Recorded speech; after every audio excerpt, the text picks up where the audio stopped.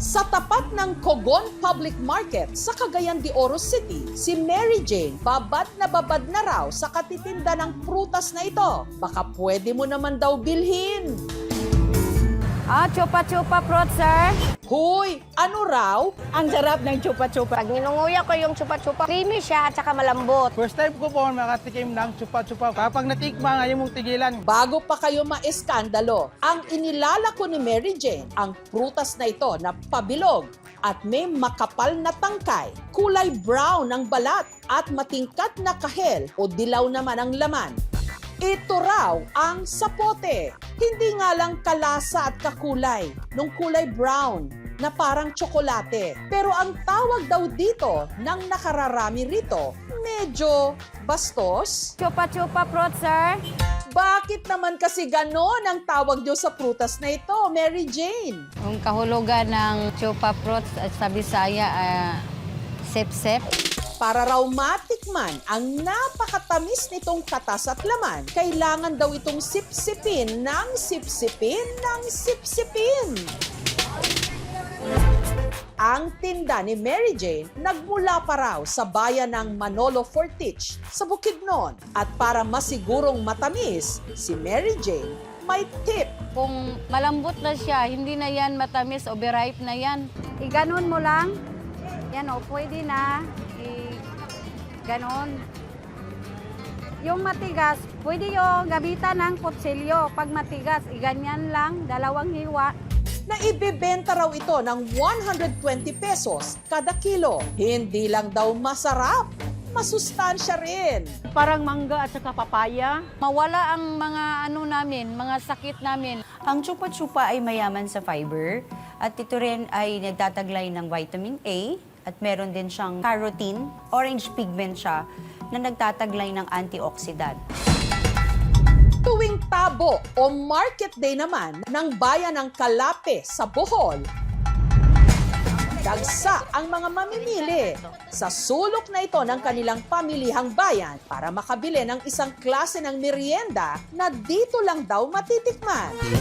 Saging na iprinito sa pulang asukal, bersyon nila ng banana Q. Hindi kasi ito tinutuhog sa barbecue stick, kundi hiniwa-hiwa ng manipis.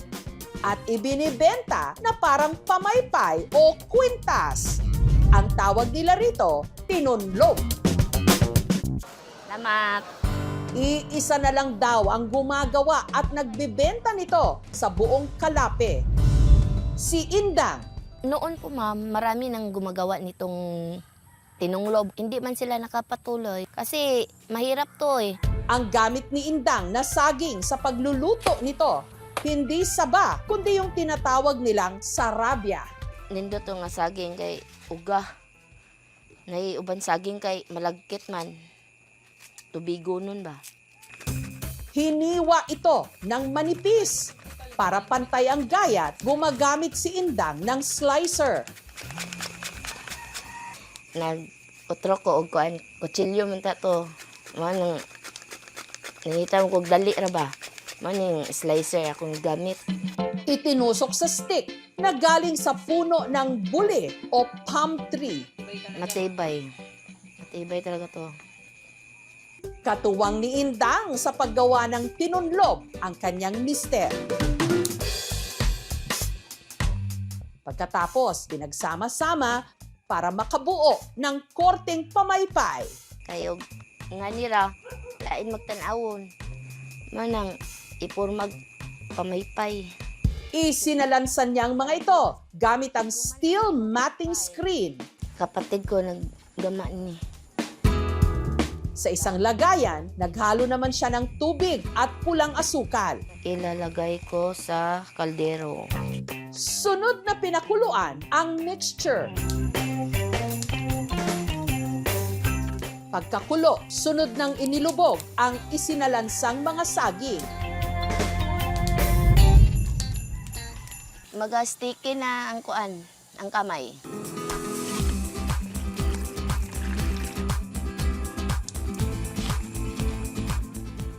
Kailangan tanggalon ni init pa. Kaya kung kuan na, di din init, matigas na matanggal. Ang tinunlob, 20 pesos kada stick.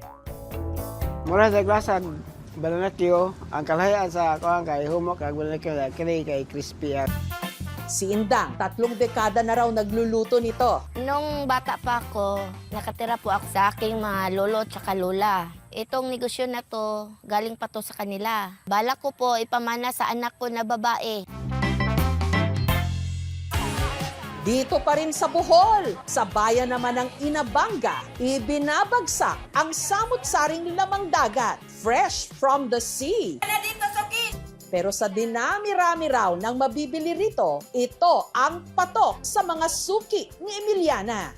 Pwede kasing pangmatagalang ulam o sausawan. Mga nakapalangganang bagoong na kung tawagin nila rito, ginamos. Ang ginamos ng mga tiga-Bohol, gawa raw sa isang klase ng dilis na kung tawagin, bulinaw. Kada Merkulis nga adlaw mo kumpra ko na 15 ka taro, 15 ka balde nga na. Ang mga ibinabagsak na supply ng bulinaw, iniimbak muna ni Emilia sa kanilang garahe. Siguro nga dili siya malangawan mo nang gibutang nako sa plastic, sirado na siya. Dugang tag-asin ani kay kulang og asin siya mo ni atong punan para dili madaot. Mulungtad na siya og dugay, usa hangtod sa 2 ka buwan.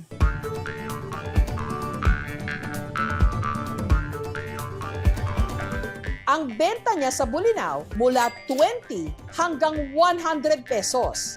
Mantika, bawang o ahos. Ang ginamos na bulinaw, masarap daw igisa. Ilonod ang ato ang ginamos. Halo-halo lang. Pag kinain mo po yung isda, wala po siyang tusok. Tsaka napakalambot din. Ang uban maingon nga ginamos una ra kanang baho. Tungod sa akong panginabuhi, sa ginamos nga bulinaw nakapahuman ko sa akong tulo ka mga anak og eskwela, 2 ka siman og 1 ka IT. Sa ingay at kahit sa masangsang na amoy ng palengke, naroon ang sipag at hirap ng mga nagtitinda. Salamat. Sa kanilang mga kamay, nakasalalay ang iluluto ni nanay para sa mga pagkaing minana at ipinasa ng mga henerasyon. Dahil ang palengke, ang puso at kusina ng bawat bayan.